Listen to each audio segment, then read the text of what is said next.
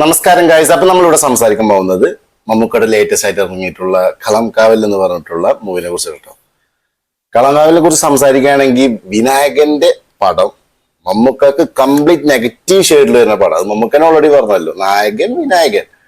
So ഈ പടത്തെ കുറിച്ച് സംസാരിക്കാൻ പോകുന്നതിന് മുമ്പ് ഈ പടത്തിന്റെ ഒരു പ്രത്യേകത പറഞ്ഞാൽ രണ്ട് തരം അഭിപ്രായങ്ങൾ വരുന്ന ഓഡിയൻസ് വരാൻ പോകുന്ന മൂവിയാണ്. അതായത് നമ്മുടെ നാട് മൊത്തം അങ്ങോട്ട് എൻജോയ് ചെയ്യില്ല, 100 കോടി ക്ലബ് അങ്ങനെ ഒന്നും പറയാൻ പറ്റില്ല. ഒരു വിഭാഗം ഓഡിയൻസിന് ഭയങ്കരമായിട്ട് ഇഷ്ടപ്പെടും, ഒരു വിഭാഗം ഓഡിയൻസ് ഇത് എന്ത് ആവറേജ് മൂവി എന്ന് പറഞ്ഞാൽ ഇഷ്ടപ്പെടും. ഈ പടത്തെ നമ്മളൊരു ക്യാരക്ടറൈസ് ചെയ്യുകയാണെങ്കിൽ ഒരു psycho thriller serial killer investigation movie.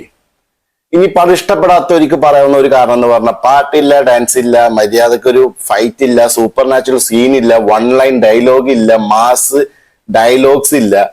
ഒരു സ്വാഗ് തന്നെ ഈ പടത്തിൽ 2-3 സ്ഥലത്തേ വരുള്ളൂ.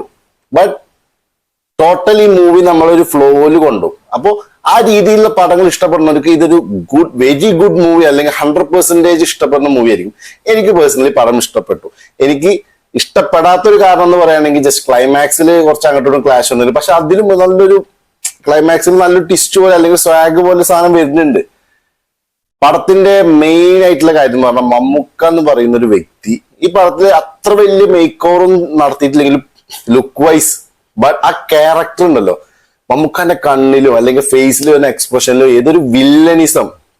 അതായത് ഇത്രയും കാലം നമ്മുടെ ചെറുപ്പം മുതലേ ഹീറോ ആയിട്ട് തിളങ്ങി വന്ന മമ്മൂക്കയിലൊരു ബ്രൂട്ട് വില്ലനിസം ആ ഫേസിൽ എപ്പോഴും ഉണ്ട്. പാലരിമാണിക്കോ അല്ലെങ്കിൽ ബ്രഹ്മയുഗം പോലത്തെ നെഗറ്റീവ് ഷെയ്ഡ് അല്ല പടത്തിൽ. ഇതൊരു നമുക്ക് ഫീൽ ചെയ്യും, ഒരു എന്താണ് അയാളുടെ മുഖത്തൊരു എന്തൊരു വ്യത്യാസം പോലെ എന്ന് പറഞ്ഞ മാതിരി.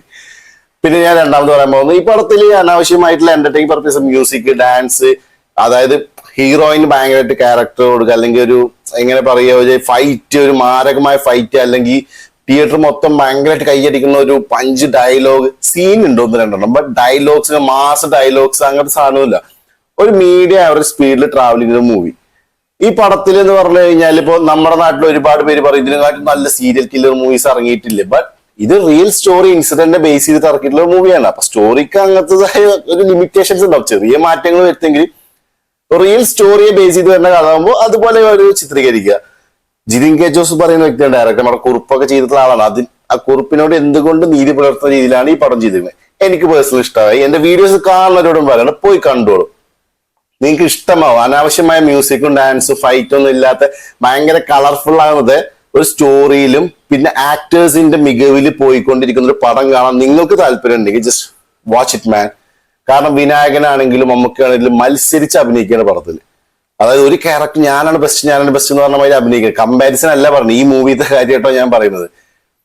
പിന്നെ എനിക്ക് പറയാനുള്ളത് പടം ഉടനീളം ഒരു പാരലൽ രീതി അല്ലെങ്കിൽ ഒരു മീഡിയം സ്പീഡിലാണ് മൂവി ട്രാവൽ ചെയ്തുകൊണ്ടിരിക്കുന്നത്. എവിടെയും ബോർ അടിക്കുന്നൊന്നുമില്ല. നമുക്ക് പറയാം ഈ വ്യക്തിയെ മുന്നേ ക്യാപ്ചർ ചെയ്തത്, പക്ഷെ ഈ സിനിമ നടക്കുന്ന കാലഘട്ടം കുറച്ച് മുന്നേ കാലഘട്ടമാണ്. അപ്പത്തെ ടെക്നോളജിയും കാര്യങ്ങളും കൊണ്ടും അതായത് നമുക്ക് ഭയങ്കരമായിട്ട് ഗൂസ് ബമ്പ് തരുന്ന ഒരു ലിങ്കോ അല്ലെങ്കിൽ എന്താ പറയാ ഒരു സൈക്കോന്റെ എക്സ്ട്രീം ബ്രില്യൻ സൈക്കോ എന്നല്ല മൂവിയില്.